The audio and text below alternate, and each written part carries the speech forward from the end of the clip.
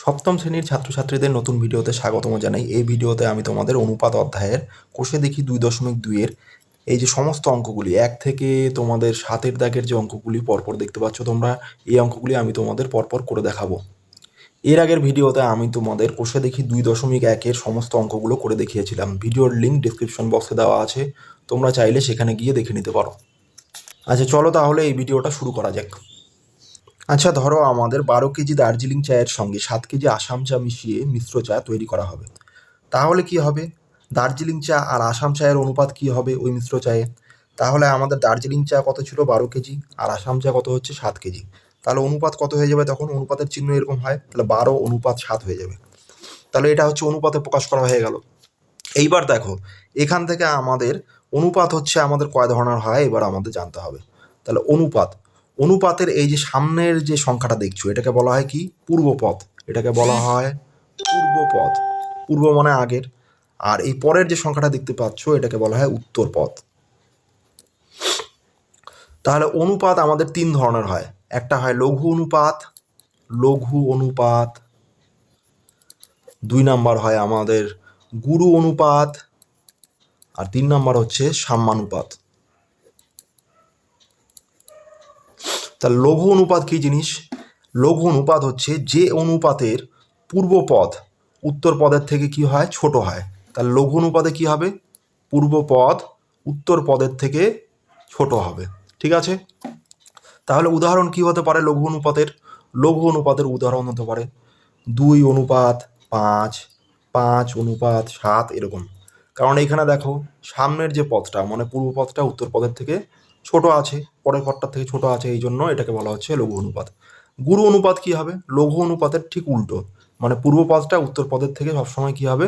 বড় হতে হবে। পূর্ব পদ উত্তর পদের থেকে কি হতে হবে? বড় হতে হবে। এটা গ্রেটার দ্যান চিহ্ন, এই মুখ খোলা চিহ্নটা হচ্ছে গ্রেটার দ্যান, আর এটা হচ্ছে লেস দ্যান চিহ্ন। তাহলে এটার উদাহরণ কি হতে পারে? এই যে আমরা অনুপাতটা পেলাম 12:7, এটা কিসের উদাহরণ? গুরু অনুপাতের উদাহরণ। কারণ এখানে কি আছে দেখো, পূর্বপদটা উত্তর পদের থেকে বড় আছে। তাহলে এরকম আর কি উদাহরণ হতে পারে? 11:10 যদি হয়, এটা হবে আমাদের কি? গুরু অনুপাত। তাহলে এরকম অনেক উদাহরণই আমরা দিতে পারবো যেটা গুরু অনুপাত হবে। এরপর দেখো কি আছে? সাম্যানুপাত। সাম্য মানে সমান। তাহলে দেখো যে অনুপাতের কি হবে? পূর্বপদ উত্তর পদের সমান হবে। তাহলে পূর্বপদ উত্তরপদ দুটোই একই হবে, সেটা হচ্ছে সাম্যানুপাত। উদাহরণ কি হতে পারে? 1:1, 5:5। তারপরে দেখো 99:99, এরকম হচ্ছে, এগুলো হচ্ছে সাম্যানুপাত। তাহলে অনুপাত আমরা কয় ধরনের হয় শিখলাম? লঘু অনুপাত, গুরু অনুপাত, সাম্যানুপাত। আচ্ছা, এখন আমরা চলে যাব কোষে দেখি 2.2-এ। দেখো একের দাগের অঙ্কগুলো কি আছে? নিচের অনুপাতগুলিকে লঘিষ্ঠ আকারে পরিণত করি ও প্রত্যেকটি অনুপাতের ব্যস্ত অনুপাত লিখি। তাহলে একের এই নম্বরটা প্রথমে করব। আছে 12:15। তাহলে আমাদের কি করতে হবে? দেখো এটাকে লঘিষ্ঠ আকারে পরিণত করতে হবে, তারপরে আমাদের ব্যস্ত অনুপাতে পরিণত করতে হবে। তাহলে আমরা কি করতে পারি? এই অবস্থায়ও কাটাকাটি করতে পারি, অথবা কি করতে পারি? এটাকে উপর নিচে লিখেও কিন্তু কাটাকুটি করতে পারি। তাহলে এটার এই যে সামনের যে পদটা আছে এটাকে বলা হয় পূর্বপদ, পরেরটাকে বলা হয় উত্তরপদ। তাহলে পূর্বপদটাকে উপরে লিখবো, উত্তরপদটাকে নিচে লিখবো। আচ্ছা, এবার দেখো কত দিয়ে কাটাকুটি করা যায়? 3 দিয়ে যায়। তাহলে কত হয়ে যাচ্ছে? 3×4 = 12, 3×5 = 15।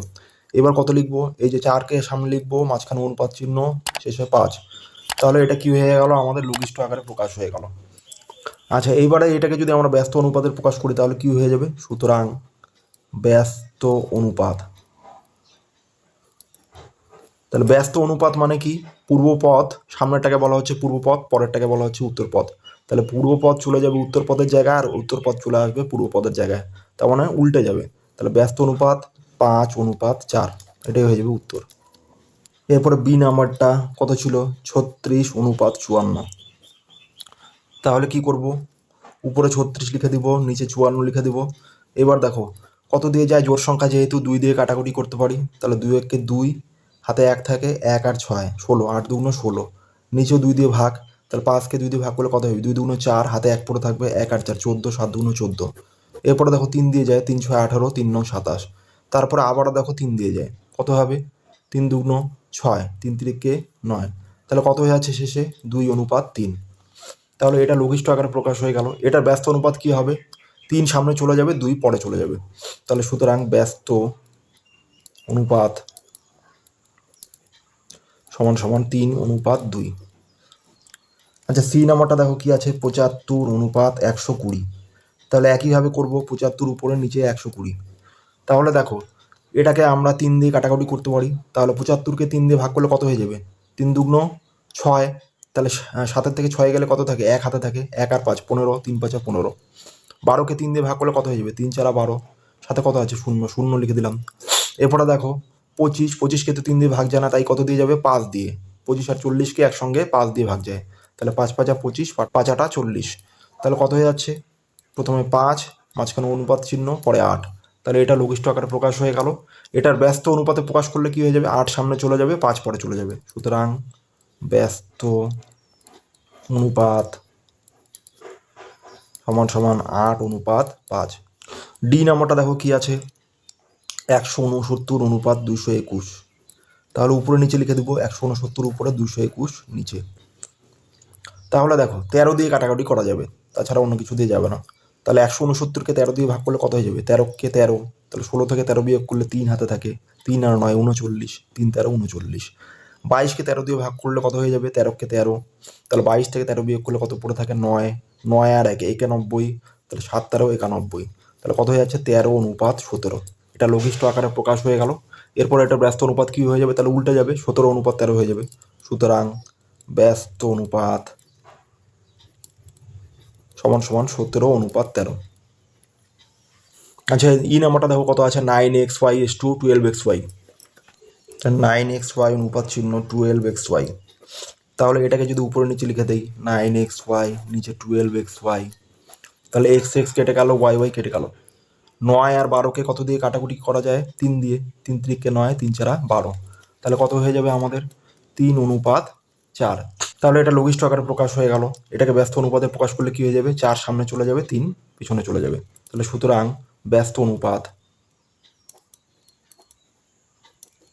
সমান সমান 4:3। এটাই উত্তর। আচ্ছা দেখো এরপরে তোমরা একইভাবে এফ আর জি নাম্বার দুটো বাড়িতে করবে। এইচ নাম্বারটা আমি করে দিচ্ছি।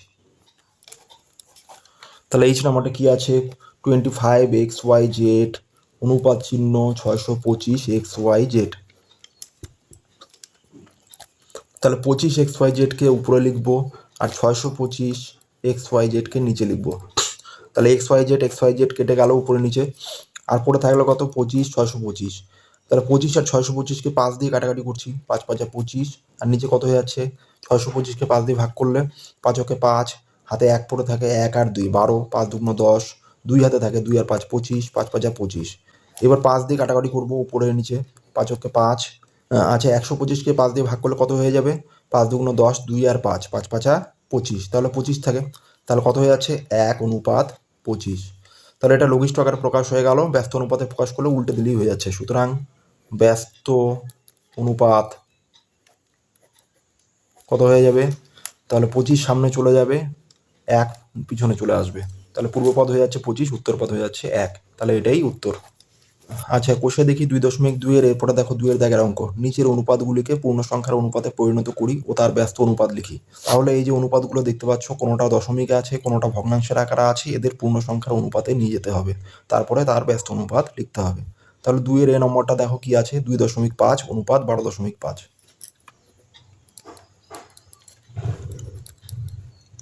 তাহলে দেখো 2.5-কে আমরা কীভাবে লিখতে পারি, দশমিকটাকে যদি তুলে দিই তাহলে কী হয়ে যাবে, দশমিকের বদলে নিচে একটা 1 চলে আসবে, দশমিকের পরে একটাই সংখ্যা, তাহলে 0 হয়ে গেল। মাঝখানে অনুপাত চিহ্ন, 12.5-কে এখানে দশমিক তুলে দিলে কি হয়ে যাবে, এই দশমিকের বদলে নিচে একটা 1 আর 5-এর বদলে একটা 0 চলে আসবে। তাহলে দেখো আমাদের কি হয়ে যাচ্ছে এবার, 25/10। এই অনুপাতকে আমরা কীভাবে লিখতে পারি, ভাগের আকারে লিখতে পারি। তাহলে এই যে মাঝখানে অনুপাতের বদলে একটা ভাগ চিহ্ন দিয়ে দিলাম। তাহলে কত হয়ে যাচ্ছে, এখন দশমিক উঠে গেছে, উপরে কত হবে 125, নিচে হয়ে গেল কত 10। এবার দেখো 25/10 গুণ চিহ্ন দিয়ে দেবো। এবার ভাগের বদলে গুণ করলে কি হয়ে যাবে, নিচের যে ভগ্নাংশটা আছে তার হর চলে যাবে উপরে, মানে 10টা উপরে চলে যাবে, 125 চলে আসবে নিচে। তাহলে 10 কেটে গেল।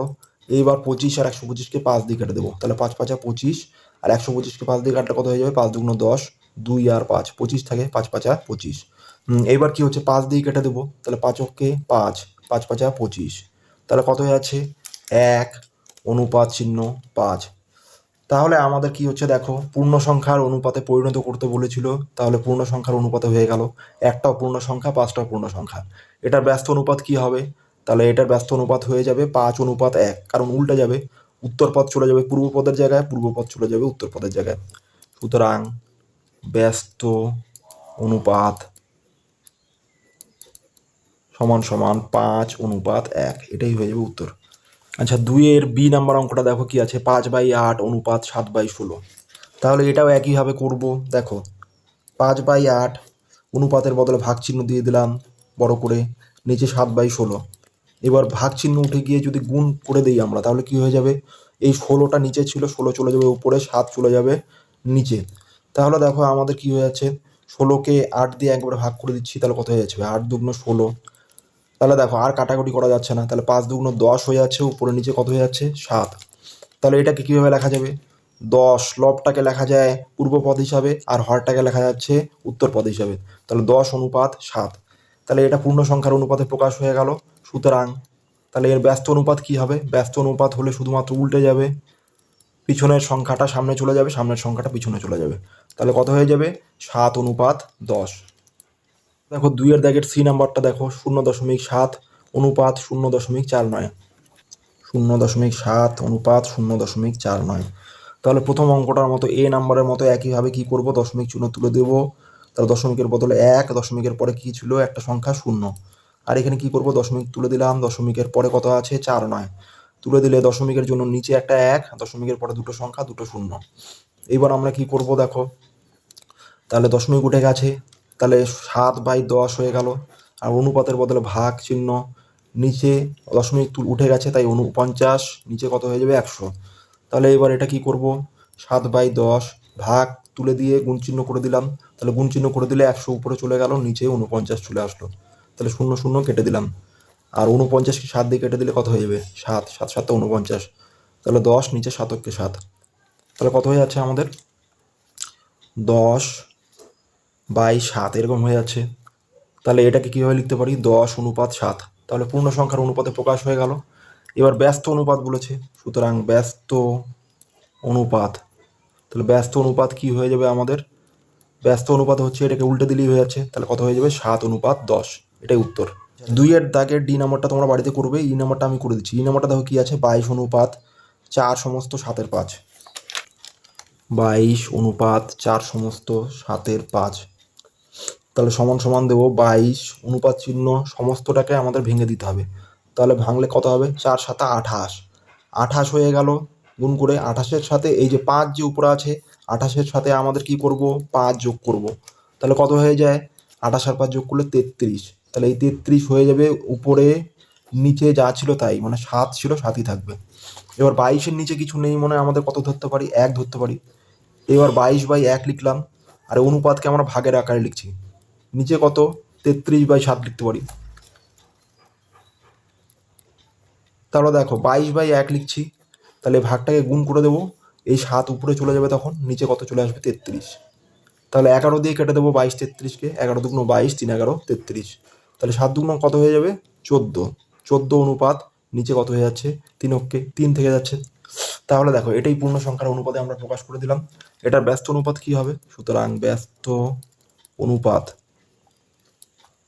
সমান সমান কি হয়ে যাচ্ছে, এটা উল্টে যাবে, তাহলে 3:14, এটাই উত্তর। আচ্ছা, এরপরে দেখো এফ নাম্বার অঙ্কটা, 7/15 অনুপাত 3/20।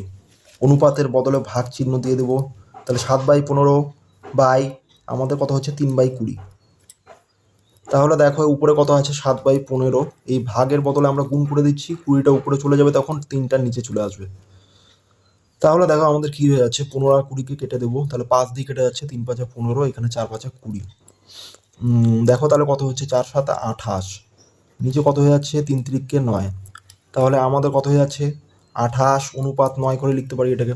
তাহলে এটা পূর্ণ সংখ্যার অনুপাতে প্রকাশ হয়ে গেল। সুতরাং ব্যস্ত অনুপাত সমান সমান কত হয়ে যাবে, আর 9:28, কারণ উল্টে যাবে এটা। আচ্ছা, এরপরে দেখো জি নাম্বারটা তোমরা একইভাবে বাড়িতে চেষ্টা করবে। আমি এইচ নাম্বারটা করে দিচ্ছি। এইচ নাম্বার কত আছে, 4.4 অনুপাত 5.61। তাহলে একইভাবে কি করব, আমরা দশমিক তুলে দেবো। 4.4-এর দশমিক উঠে গেলে দশমিকের জন্য 1, দশমিকের পরে একটা সংখ্যা, একটা শূন্য বসলো, অনুপাত চিহ্ন, 5.61-এর দশমিক উঠে গেল, দশমিকের বদলে নিচে 1, দশমিকের পরে দুটো সংখ্যা, তাহলে দুটো শূন্য বসলো। এরপরে দেখো আমাদের কি হচ্ছে, 44/10 হয়ে গেল। এইবার এই অনুপাতের বদলে আমরা ভাগ চিহ্ন দিয়ে দিতে পারি, নিচে 561 হয়ে যাবে আর 100 হয়ে যাবে। এবার দেখো আমাদের ভাগটা আমরা তুলে দিচ্ছি, ভাগ তুলে দিয়ে গুণ করে দিচ্ছি, তাহলে এই 100 নিচে ছিল উপরে চলে যাবে, তাহলে 100 হয়ে গেল আর 561 নিচে চলে যাবে। তাহলে 0 0 কেটে গেল, উপরে পড়ে থাকলো 10 আর 44, নিচে 561। তাহলে দেখো আমরা 11 দিয়ে কেটে দিচ্ছি, 11 দিয়ে 561কে কাটলে কত হয়ে যাবে, 5 11 55, তাহলে 56 থেকে 55 বিয়োগ করলে 1 1 আর 1 11, 11কে 11, আর উপরে কত পড়ে থাকছে 4 11 44, আর কাটাকুটি করা যাচ্ছে না, তাহলে 4 10 উপরে কত হয়ে যাচ্ছে 40, নিচে কত হয়ে যাচ্ছে 51, তাহলে আমাদের উত্তর হয়ে যাচ্ছে 40/51। এটা পূর্ণ সংখ্যার অনুপাতে প্রকাশ হয়ে গেল। এর ব্যস্ত অনুপাত কি হবে, উল্টে যাবে, তাহলে 51/40 হয়ে যাবে। সুতরাং ব্যস্ত অনুপাত সমান সমান 51/40, এটাই উত্তর। আচ্ছা, এরপরে দেখো 3-এর দাগের অঙ্ক কি আছে, নিচের অনুপাতগুলি মিশ্র অনুপাত নির্ণয় করি এবং মিশ্র অনুপাতটি গুরু অনুপাত, লঘু অনুপাত না সাম্যানুপাত তা লিখি। তাহলে এদের মিশ্র অনুপাত তৈরি করতে হবে এবং যে অনুপাতটা হবে সেটা লঘু অনুপাত, গুরু অনুপাত না সাম্যানুপাত সেটা লিখতে হবে। তাহলে প্রথমে কত আছে, এ নম্বরটা 8/6, 3/6 ও 26/13। তাহলে আমাদের কি করতে হবে, মিশ্র অনুপাত বের করতে হবে। মিশ্র অনুপাত কীভাবে বের করব, দেখো এখানে 3টে অনুপাত আছে, তাহলে 3টা অনুপাতের দেখো প্রথম যে সংখ্যাটা এটাকে কি বলে পূর্বপদ, পরেরটাকে বলা হয় উত্তরপদ। তাহলে সবগুলোর যে পূর্বপদ আছে, প্রথমটার পূর্বপদ কত 8, পরেরটার কত 3, তারপরটার কত 26, এগুলো একবারে গুণ করে দেব। আর কি করব, উত্তর পদগুলোকে আলাদা করে গুণ করব, 6 6 13, এগুলো হচ্ছে উত্তর পদ। তাহলে সুতরাং মিশ্র অনুপাত, তাহলে মিশ্র অনুপাত আমাদের কি হবে, দেখো প্রথমে আমি কি বললাম, পূর্বপদগুলোকে গুণ করে দেবো পরপর। তাহলে প্রথমটা পূর্বপদ 8, তাহলে 8 লিখলাম, তারপরটা কত আছে 3 পূর্বপদ, তারপরটা কত আছে 26, তারপর অনুপাত চিহ্ন দেব, অনুপাত চিহ্ন দিয়ে প্রথমটার উত্তরপদ কত আছে 6, তারপরটার উত্তরপদ কত আছে 6, তারপরটার উত্তরপদ কত আছে 13, তাহলে এগুলো গুণ করে দেবো। এইবার দেখো আমরা কি করতে পারি, এগুলোকে আমরা উপরে নিচে লিখতে পারি, 8 গুণ 3 গুণ 26, আর নিচে কত আছে 6 গুণ 6 গুণ 13, এইভাবে লিখে দিতে পারি। অনুপাতটাকে ভাগ আকারে লিখে দিলাম। এইবার দেখো আমরা 26কে 13 দিয়ে কাটলে কত হয়ে যাচ্ছে, 13 দুগুণ 26 হয়ে যাবে। এইবার দেখো আমাদের এই 6কে, একটা 6কে আমি এই 2 দিয়ে ভাগ করে দিচ্ছি, তাহলে 2 দিয়ে 6কে ভাগ করলে কত হয়ে যাচ্ছে 3, 3 দুগুণ 6, এই 3 কেটে দিলাম, তাহলে কত পড়ে থাকছে, আমাদের পড়ে থাকছে উপরে 8 নিচে 6, এই দুটো সংখ্যাই পড়ে থাকছে। তাহলে এই দুটো জোড় সংখ্যা, তাহলে 2 দিয়ে কেটে দিতে পারি, 4 দুগুণ 8, 3 দুগুণ 6, তাহলে কত হয়ে যাচ্ছে আমাদের 4/3, 4/3। তাহলে এটাকে আমাদের কীভাবে লিখতে পারি, 4/3। তাহলে আমাদের মিশ্র অনুপাত কি হয়ে গেল, 4/3। তাহলে দেখো সামনের অনুপাতের সামনের সংখ্যাটাকে বলা হয় পূর্বপদ, পরেরটাকে বলা হয় উত্তরপদ। এইখানে দেখো পূর্বপদটা মানে সামনের সংখ্যাটা কি আছে, পরের সংখ্যার থেকে মানে উত্তরপদের থেকে বড় আছে। তাহলে পূর্বপদ যদি উত্তরপদের থেকে বড় হয় তাহলে কি অনুপাত হয়ে যায়, গুরু অনুপাত হয়ে যায়। তাহলে এটা কি লিখবো আমরা, গুরু অনুপাত। সুতরাং এটি একটি গুরু অনুপাত, কারণ এখানে কি লিখবো, কারণটা লিখে দিতে হবে, পূর্বপদ গ্রেটার দেন উত্তরপদ, মানে সামনের সংখ্যাটা বড় হলেই এই চিহ্নটা বসাতে হয়। আচ্ছা, এরপরে দেখো 3-এর দাগের বিয়ের অঙ্কটা আমি তুলে নিচ্ছি প্রথমে। তাহলে কি করব, দেখো আমাদের পূর্বপদগুলোকে প্রথমে গুণ করে দিতে হবে। সুতরাং মিশ্র অনুপাত, মিশ্র অনুপাত, তাহলে সবগুলোর পূর্বপদগুলো গুণ করব। তাহলে কোনটা কোনটা গুণ করব, 7/5, পরেরটার পূর্বপদ কী আছে 5/7, তারপরটা কত আছে 3, তাহলে 7/5 গুণ 5/7, শেষেরটার কত আছে 3, তাহলে এটার মিশ্র অনুপাতের পূর্বপদ হয়ে গেল আমাদের। এইবার দেখো উত্তরপদ, উত্তরপদে কি আছে 3 আছে, গুণ এটাকে আমরা একবারে ভেঙে দিচ্ছি, তাহলে ভাঙলে কত হয়ে যাবে, 16কে 16, সাথে এই 1 যোগ করে দেবো, তাহলে কত হবে 16-র সাথে 1 যোগ করলে 17, তাহলে এই 17 চলে যাবে উপরে, আর নিচে কত চলে যাবে, নিচে যা ছিল তাই 16, তাহলে 3 গুণ এটা হয়ে গেল, এরপরে এটা শেষে কত আছে 16। তাহলে দেখো এবার আমাদের কত হচ্ছে, 7 7 কেটে দিচ্ছি পূর্বপদ থেকে, 5 5 কেটে দিচ্ছি। আর এখানে দেখো আমাদের উত্তর পথ থেকে 16 নিচে আছে, 16 উপরে আছে, কেটে গেল। আচ্ছা, তাহলে দেখো পূর্বপথ থেকে কত পড়ে আছে, 3, আর উত্তর পথ থেকে কত পড়ে আছে, 3 গুণ 17। তাহলে দেখো আমরা এখানে কি করতে পারি, এই 3 কেটে দিতে পারি। এটা উপরে নিচে আছে, যদি ধরে নেওয়া যায় তাহলে এটা কেটে দেওয়া যায়। তাহলে দেখো আমাদের প্রথমটা থেকে কিছু পড়ে থাকলো না, তাহলে কত থাকলো, 1, আর পরেরটা থেকে কত আছে, 17, তাহলে 1:17। এখন দেখো সামনের সংখ্যাটাকে বলো পূর্বপদ, পরেরটাকে বলো উত্তরপদ। তাহলে পূর্বপদ যদি উত্তরপদের থেকে ছোট হয় তাহলে সেটাকে কি বলা হবে, লঘু অনুপাত। তাহলে কি লিখবো, এখানে পূর্বপদ লেস দেন উত্তরপদ, তার মানে কি পূর্বপদ উত্তরপদের থেকে ছোট, তাই এটি একটি লঘু অনুপাত। লঘু অনুপাত, এটাই হয়ে যাবে উত্তর। তো আশা করি অঙ্কটা তোমরা বুঝতে পেরেছো। আচ্ছা, এরপরে দেখো সি এর দাগের অঙ্কটা তোমরা বাড়িতে চেষ্টা করবে নিজেরা। ডি এর দাগের অঙ্কটা আমি করে দিচ্ছি। তাহলে ডি এর দাগে দেখো কি আছে, 2/3 অনুপাত 5, 7/8 অনুপাত 2। তাহলে আমাদের মিশ্র অনুপাত, সুতরাং মিশ্র অনুপাত।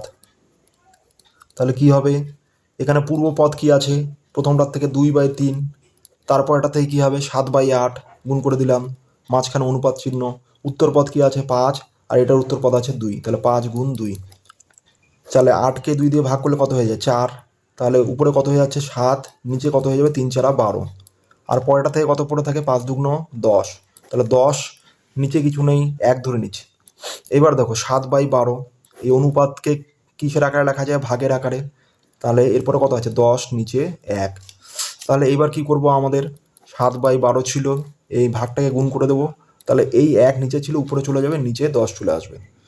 তাহলে আমাদের কত হয়ে যাচ্ছে, উপরে 7কে 7, অনুপাত চিহ্ন, 12কে 10 দিয়ে গুণ করলে 12কে 12, শূন্য শেষ। তাহলে কত হচ্ছে, 12 10 120 হয়ে যাচ্ছে, কারণ কাটাকুটি যাচ্ছে না এখানে কোনো। তাহলে 7:120। তাহলে এটা হয়ে গেল আমাদের মিশ্র অনুপাতের প্রকাশ। এখন আমাদের দেখো এখানে পূর্বপদ কি আছে, উত্তরপদের থেকে ছোট। পূর্বপদ যদি উত্তরপদের থেকে ছোট থাকে তাহলে সেটাকে কি বলা হয়, লঘু অনুপাত। তাহলে কি লিখবো, এখানে পূর্বপদ লেস দ্যান উত্তরপদ, মানে পূর্বপদ উত্তরপদের থেকে ছোট, তাই এটি একটি লঘু অনুপাত। তাহলে এটাই হয়ে যাবে উত্তর। 4 দাগের অঙ্ক দেখো কি আছে, রীতা 100টি অঙ্কের মধ্যে 60টি সঠিক করেছে, বিনয় ওই অঙ্কের 80টির মধ্যে 50টি সঠিক করেছে। অনুপাতে প্রকাশ করে দেখি কে বেশি অঙ্ক ঠিক করেছে। তাহলে রীতা যতগুলো অঙ্ক করেছে আর বিনয় যতগুলো অঙ্ক করেছে সেগুলোকে তুলনা করলেই, অনুপাতে তুলনা করলেই কিন্তু আমরা বুঝতে পারবো যে কে বেশি অঙ্ক ঠিক করেছে। তাহলে কি লিখবো আমরা, রীতা 100টি অঙ্কে সঠিক করেছে 60টি। সুতরাং রীতার সঠিক অঙ্কের হার, তাহলে সঠিক অঙ্কের হারটা কত হবে, এই 60কে 100 দিয়ে ভাগ করব, তাহলে 60/100টি। আবার কি বিনয়, আবার বিনয় 80টি অঙ্কে সঠিক করেছে, কয়টি অঙ্ক সঠিক করেছে, 50টি। বিনয়ের, সুতরাং বিনয়ের 80টি অঙ্কের মধ্যে সঠিক অঙ্কের হার, তাহলে কত হচ্ছে, 80টির মধ্যে কয়টি সঠিক করেছে, 50টি।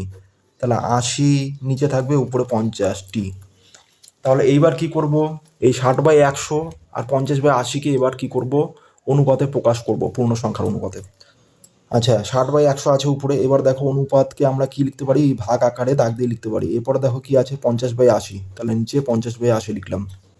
এইবার আমাদের কি করব, 60/100 আছে উপরে, এরপরে কি করবো, ভাগটা তুলে দিয়ে আমরা গুণ চিহ্ন বসাবো। তাহলে 80-র এই 80টা উপরে চলে যাচ্ছে, নিচে এই 50 চলে আসবে।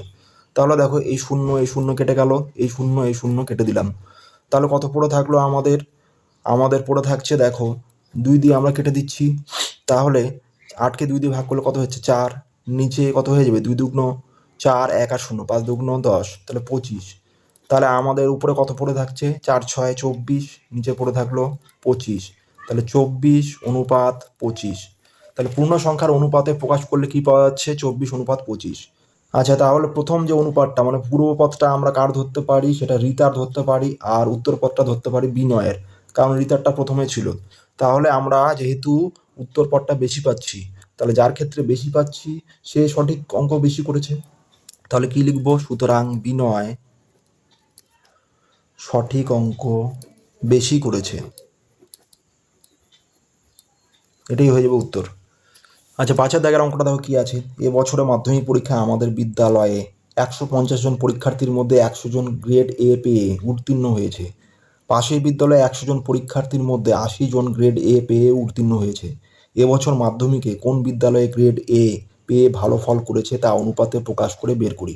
তাহলে একইভাবে করতে হবে। আমাদের বিদ্যালয়ে কি করব, এ গ্রেডে উত্তীর্ণের হারটা কীভাবে বের করব, 150-এর মধ্যে 100 জন, আর পাশের বিদ্যালয়ে এ গ্রেডে উত্তীর্ণের হারটা 100 জনের মধ্যে 80 জন। এটা আগে বের করে নিয়ে তারপর অনুপাতে প্রকাশ করব। আমাদের বিদ্যালয়ে এ গ্রেডে উত্তীর্ণের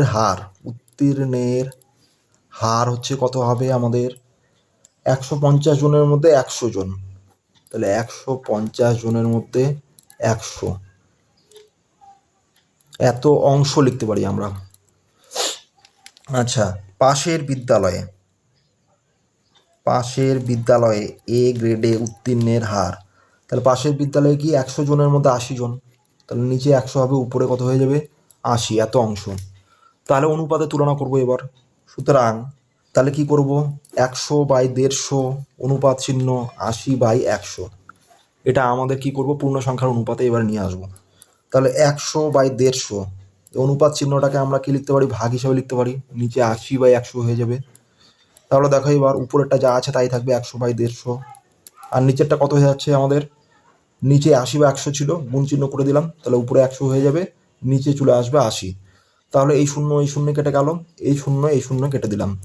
তাহলে দেখো আমাদের কি পড়ে থাকছে, উপরে 100 পড়ে থাকছে, নিচে 15, তাহলে 5 দিয়ে যদি কেটে দিই 3 5 15, 5 দুগুণ 10, 0, তাহলে উপরে 20 পড়ে থাকলো, নিচে পড়ে থাকলো 3 আর 8। তাহলে এই 8 আর 20 কেটে দিতে পারি, কত দিয়ে কাটা যেতে পারে, 4 দিয়ে কেটে দিচ্ছি একবারে, তাহলে 4 5 20, 4 দুগুণ 8, তাহলে উপরে কত পড়ে থাকলো 5, নিচে কত পড়ে থাকলো 6, তাহলে 5:6। তাহলে দেখো এই যে এইখানে পূর্বপদ কত আসলো 5, উত্তরপদ আসলো 6, তাহলে প্রথমটা হচ্ছে আমাদের বিদ্যালয়ে আর দ্বিতীয়টা হচ্ছে কি পাশের বিদ্যালয়ের। তাহলে পূর্বপদ হচ্ছে আমাদের বিদ্যালয়ের আর উত্তরপদ হচ্ছে পাশের বিদ্যালয়ে ধরে নিতে পারি, কারণ প্রথমের যে অংশটা ছিল সেটা আমাদের বিদ্যালয়ের ছিল 150-র মধ্যে 100। তাহলে এইখানে আমাদের যাদের সংখ্যাটা বেশি আছে মানে উত্তরপদ এখানে যেহেতু বেশি আছে, তাই আমরা কি বলতে পারি যে পাশের বিদ্যালয়ে এই গ্রেডে ভালো ফল করেছে। তাহলে সুতরাং কি লিখবো, পাশের বিদ্যালয়ে এ গ্রেডে উত্তীর্ণের হার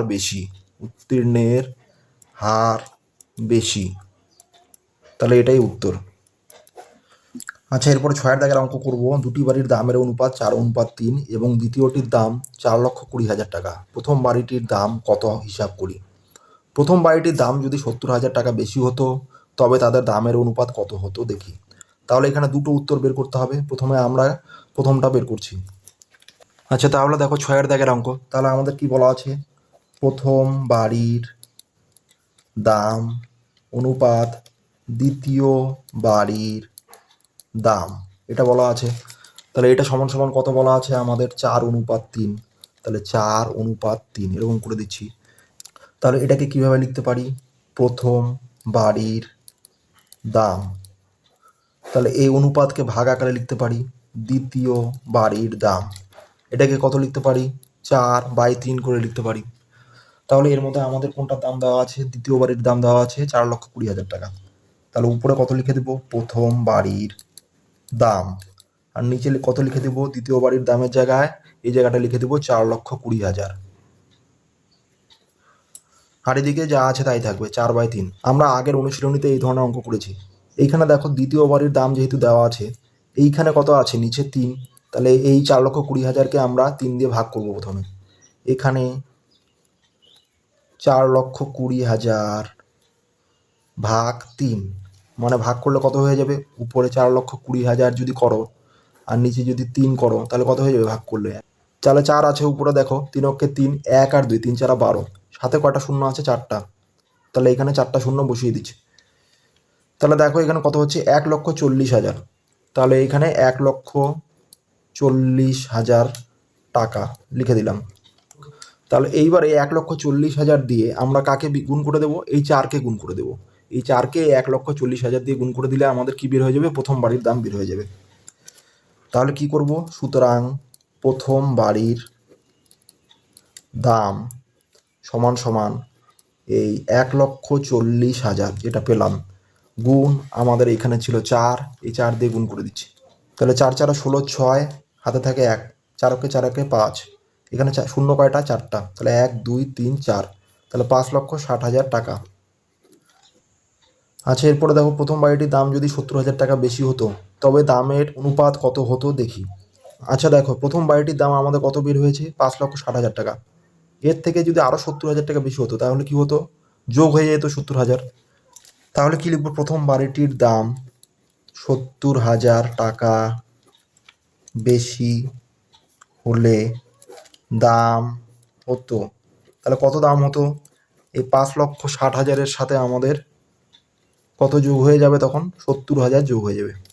তাহলে 5,60,000-এর সাথে 70,000 যোগ করো। তাহলে তোমরা যদি উপর নিচে সাজিয়ে যদি যোগ করো তাহলে কত হয়ে যাবে? 0, এখানে 0, তারপরে এখানে 0, আর এখানে কত হয়ে যাচ্ছে আমাদের? 4 নম্বরটাও 0। 7 আর 6 13, 3, হাতে থাকে 1, 5 আর 1 6, তাহলে 6,30,000 টাকা। তাহলে এটা তখন 70,000 টাকা যদি দাম বেশি হয় তাহলে এটা প্রথম বাড়ির দাম হয়ে গেল। এখন অনুপাত কত হতো?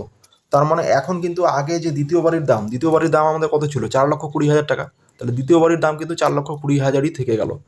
তাহলে আমাদের অনুপাতটা কি হবে? 6,30,000 অনুপাত 4,20,000। সুতরাং তখন প্রথম বাড়ি ও দ্বিতীয় বাড়ির দামের অনুপাত হতো। তাহলে কত হতো? 6,30,000 অনুপাত 4,20,000। তাহলে আমাদের কি করবো? এবার শূন্যগুলো কেটে দিচ্ছি। এখানে 4টা শূন্য কেটে যাচ্ছে, এখানেও 4টা শূন্য কেটে যাচ্ছে। তাহলে কত থাকলো? 63 আর 42। তাহলে 7 দিয়ে কেটে দিচ্ছে একেবারে। 7 নং 63, 6 7 42। এরপরে দেখো কত আছে? 9 অনুপাত 6 হয়ে গেল। এবার 9 আর 6কে 3 দিয়ে কাটা যায়। তাহলে 3 3 9, 3 2 6। তাহলে কত হয়ে যাবে? 3 অনুপাত 2। এটাই হয়ে যাচ্ছে উত্তর আমাদের। আচ্ছা, সাথে দাগের অঙ্কটা দেখো। একটি বাঁশ থেকে এক টুকরো বাঁশ কেটে নেওয়া হলো এবং দেখা গেল দুটি অংশের বাঁশের দৈর্ঘ্যের অনুপাত 3:1। নিচে সারণী থেকে টুকরো দুটির দৈর্ঘ্য কি কি হতে পারে এবং বাঁশটির দৈর্ঘ্য কি হতে পারে লিখি। তাহলে এখানে একটা ছক দেওয়া আছে, এই ছকের মধ্যেই প্রশ্নটা দেওয়া আছে, এটা দেখে দেখে আমাদের উত্তর বের করতে হবে। আচ্ছা ধরো এটা একটা বাঁশ, এটা 2 ভাগে ভাগ করা হলো, তাহলে দুটো ভাগের অনুপাত হলো কত? 3:1। এইবার আমাদের এই ছকটা পূরণ করতে হবে। কি বলা আছে? প্রথমে অনুপাত কত দেওয়া আছে? 3:1। দুটো ক্ষেত্রেই 3:1 আছে। তাহলে প্রথম প্রশ্নটায় আমাদের কি আছে? প্রথম টুকরোর দৈর্ঘ্য দেওয়া আছে, তাহলে দ্বিতীয় টুকরোর দৈর্ঘ্য আর মোট বাঁশের দৈর্ঘ্য বের করতে হবে। প্রথম ক্ষেত্রে প্রথম টুকরোর দৈর্ঘ্য অনুপাত দ্বিতীয় টুকরোর দৈর্ঘ্য কত আছে? 3:1 অনুপাতে দেওয়া আছে। এইবার আমরা এটাকে কি করতে পারি? আমরা এটাকে ভাগের আকারে লিখতে পারি। তাহলে প্রথম টুকরোর দৈর্ঘ্য ভাগ চিহ্ন দিয়ে দ্বিতীয় টুকরোর দৈর্ঘ্য, তাহলে কত হয়ে যাচ্ছে? ডান দিকে যা আছে তাই। তাহলে কি হয়ে যাবে? 3/1। এইবার দেখো আমাদের প্রথম টুকরোর দৈর্ঘ্য, আচ্ছা এইবার দেখো আমাদের প্রথম টুকরোর দৈর্ঘ্য কত দেওয়া? 30 ডেসিমিটার। তাহলে প্রথম টুকরোর জায়গায় 30 ডেসিমিটার বসিয়ে দিব, তাহলে দ্বিতীয় টুকরোর মানটা পেয়ে যাব। তাহলে উপরে প্রথম টুকরোর দৈর্ঘ্য দেওয়া আছে, তাহলে এই জায়গাটা বসাবো কত? 30। আর নিচে দ্বিতীয় টুকরোর দৈর্ঘ্য, এটা আমাদের বের করতে হবে। তাহলে 3/1। এই ধরনের অঙ্ক তোমরা আগের অনুশীলনীতেই করেছো। এবার আমাদের কি দেওয়া আছে, প্রথম টুকরো দৈর্ঘ্য যেহেতু দেওয়া আছে, উপরে কত দেওয়া আছে, উপরের সংখ্যাটা অনুপাতের 3, তাহলে 30কে 3 দিয়ে ভাগ করবো। প্রথমে ভাগ করে যেটা হবে সেটা দিয়ে এই নিচে কত আছে 1কে গুণ করলেই আমাদের দ্বিতীয় টুকরোর দৈর্ঘ্য পাওয়া যাবে। তাহলে কি করব, এখানে এই যে 30 ভাগ 3 সমান সমান 30/3, তাহলে 3 10-এ 30, তাহলে 10। সুতরাং দ্বিতীয় টুকরোর দৈর্ঘ্য হবে, তাহলে কত হবে দৈর্ঘ্য, এই 10 দিয়ে এই 1কে গুণ করে দেবো, তাহলে 10 গুণ 1 সমান সমান কত হয়ে যাবে 10। আমাদের কিসে ছিল, ডেসিমিটারে, তাহলে 10 ডেসিমিটার। আচ্ছা, আমাদের দ্বিতীয় টুকরোর দৈর্ঘ্য বের হয়ে গেল 10 ডেসিমিটার। এবার আমাদের কি বলা আছে, মোট বাঁশের দৈর্ঘ্য কত হবে, তাহলে কি হবে, মোট বাঁশের দৈর্ঘ্য হবে। তাহলে দেখো প্রথম টুকরো আমাদের কত ছিল, 30 ডেসিমিটার, আর এখন কত বের হলো 10 ডেসিমিটার। তাহলে কত হয়ে যাবে, 30 যোগ 10, তার মানে কত, 40 ডেসিমিটার। তাহলে দেখো প্রথম ছকটায় আমরা দ্বিতীয় টুকরোর দৈর্ঘ্য বের করে ফেললাম, মোট বাঁশের দৈর্ঘ্য বের করে ফেললাম। এরপরে দেখো দ্বিতীয় ছকটা কি আছে, অনুপাত 3 অনুপাত একই দেওয়া আছে। প্রথম টুকরোর দৈর্ঘ্য দেওয়া নেই, এটা বের করতে হবে। দ্বিতীয় টুকরোর দৈর্ঘ্য দেওয়া আছে কত, 15 ডেসিমিটার। তাহলে দেখো আবার দ্বিতীয় ক্ষেত্রে প্রথম টুকরোর দৈর্ঘ্য অনুপাত দ্বিতীয় টুকরোর দৈর্ঘ্য সমান সমান কত, 3:1 দেওয়া আছে। তাহলে এই ক্ষেত্রে দ্বিতীয় টুকরোর দৈর্ঘ্য কত বলা আছে, 15 ডেসিমিটার। তাহলে আমরা এটাকে কীভাবে লিখতে পারি, ভাগের আকারে লিখতে পারি অনুপাতটাকে। প্রথম টুকরোর দৈর্ঘ্য, এই অনুপাতকে ভাগ চিহ্ন দিয়ে লিখতে পারি দ্বিতীয় টুকরোর দৈর্ঘ্য। ডান দিকে কী হয়ে যাবে, 3/1। তাহলে দ্বিতীয় টুকরোর দৈর্ঘ্য কত দেওয়া আছে, 15 ডেসিমিটার। তাহলে বা প্রথমে উপরে কি আছে, যা আছে তাই থাকবে, প্রথম টুকরোর দৈর্ঘ্য, কারণ এটা আমাদের বের করতে হবে। আর নিচে কি হয়ে যাবে, 15 ডেসিমিটার, তাহলে 15 ডেসিমিটার লিখছি না, তাহলে 3/1। তাহলে নিচে দেখো আমাদের কত দেওয়া আছে, 15 দেওয়া আছে দ্বিতীয় টুকরোর দৈর্ঘ্য। তাহলে নিচে অনুপাতের সংখ্যা কত আছে, 1, তাহলে 15কে 1 দিয়ে ভাগ করবো, তার মানে কত হয়ে যাবে 15। এই 15 দিয়েই আবার এই 3কে গুণ করবো, তাহলে কি হয়ে যাবে, প্রথম টুকরোর দৈর্ঘ্য বের হয়ে যাবে। এখানে 15/1 সমান সমান কত হয়ে যাবে, 15/1 সমান সমান 15। সুতরাং প্রথম টুকরোর দৈর্ঘ্য হবে সমান সমান, আমাদের কি হচ্ছে, 15কে 3 দিয়ে গুণ করবো, 15 গুণ 3, তাহলে গুণ করলে কত হয়ে যাবে, 3×5 = 15, 5 হাতে 1 থাকে, 3 4, তাহলে ডেসিমিটারে ছিল 45 ডেসিমিটার। তাহলে আমরা কত পাচ্ছি, প্রথম টুকরো দৈর্ঘ্য পাচ্ছি 45 ডেসিমিটার, আর দ্বিতীয় টুকরোর দৈর্ঘ্য কত দেওয়া ছিল, 15 ডেসিমিটার। তাহলে এবার মোট বাঁশের দৈর্ঘ্য বের করতে হবে। সুতরাং মোট বাঁশের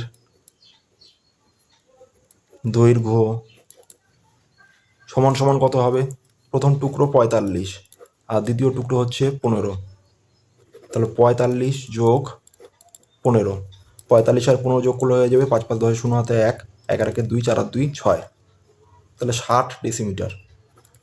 তাহলে ছাত্রছাত্রীরা, এই ভিডিওতে যে আমি তোমাদের কষে দেখি 2.2-এর 1 থেকে 7-এর দাগের অঙ্কগুলি পরপর করে দেখালাম, আশা করি সেই অঙ্কগুলো তোমরা সহজেই বুঝতে পেরেছো। এই ভিডিওটা তাহলে এই পর্যন্তই, দেখা হচ্ছে পরের ভিডিওতে। সবাই ভালো থেকো, সুস্থ থেকো, টাটা।